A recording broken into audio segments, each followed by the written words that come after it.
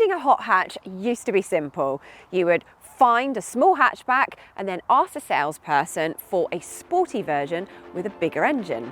But nowadays, it's not so simple. There are simply so many varieties of performance hatchback: petrol, diesel, hybrid, and even hot hatches that aren't really hot hatches at all because they're SUVs. The Cupra Formentor is probably the most extreme example of this trend. For starters, every Cupra is a sporty vehicle, and secondly, the Formentor is like a hot hatch SUV. In fact, Cupra even call it a CUV because of its coupe roofline.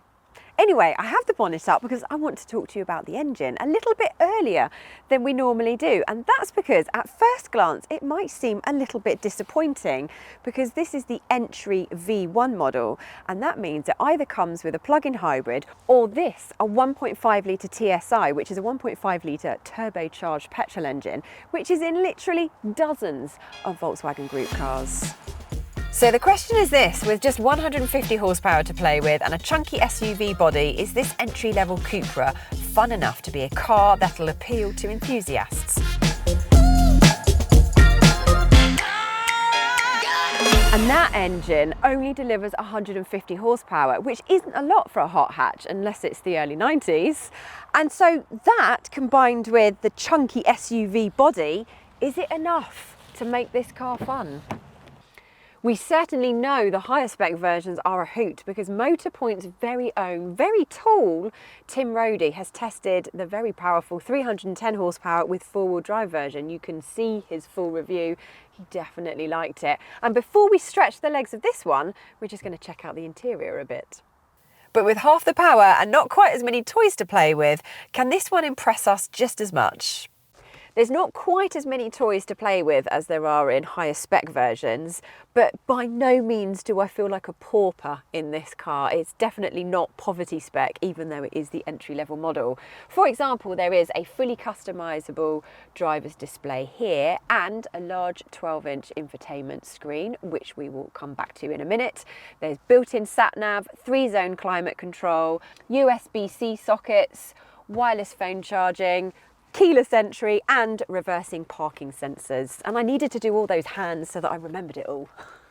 But while that central infotainment touchscreen is crisp and responsive, because of the minimalist design ethos in the cabin, most of, because there really are not very many buttons, so a lot of the functions are dealt with inside this touchscreen, which can be a little bit fiddly to find all of the features that you want to find. And then down here we've got some slider buttons which are even more fiddly, and also at night they're not backlit, which makes them quite difficult to locate. Still, it all looks quite funky in here with signature Cupra copper accents, and the fit and finish feels fairly high-end, provided you don't go looking too hard for brittle feeling scratchy plastics. And back here I don't feel shortchanged either. There's plenty of room.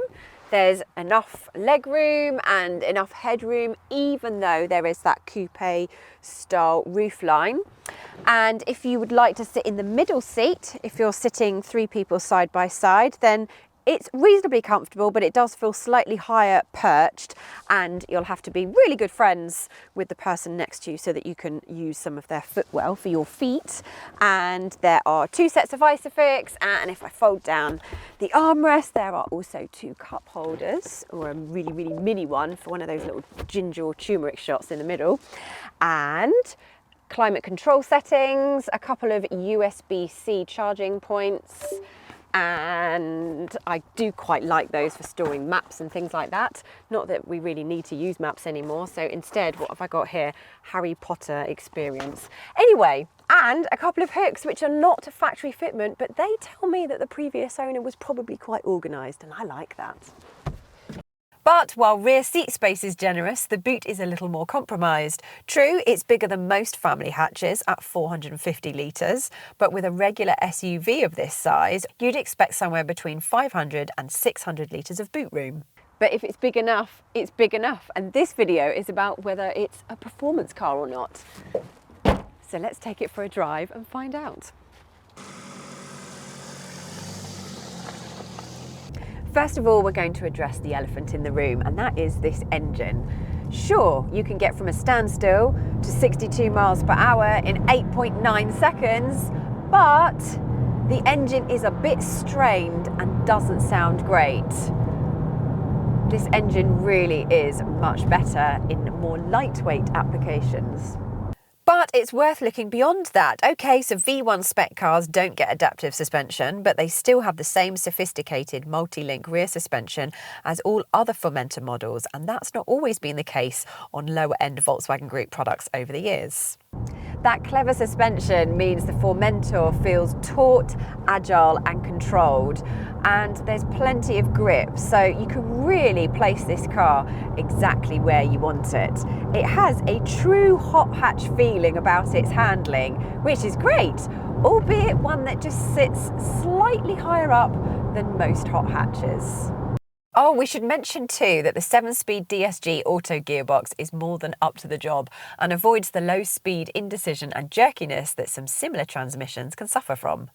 When you don't want to drive it enthusiastically, you might find the suspension is a tad firm. But hey, we don't buy hot hatches for their ultimate ride comfort, do we? So what do we think? Does the slowest Formentor have the chops to cut it as an enthusiast's car? Well, if you want to win traffic light Grand Prix up to the speed limit, of course, whilst paying attention to the road conditions and other road. Anyway, if that is what you want, then perhaps it's not the one for you. However, if you want to just stretch its legs on your favourite country road, then it's difficult to think of another family SUV that will cut the mustard. A few moments later. I don't know why I found cutting the mustard so funny. Anyway, if you can fork out for the one with the bigger engine, then go for it. If not, it's a great car.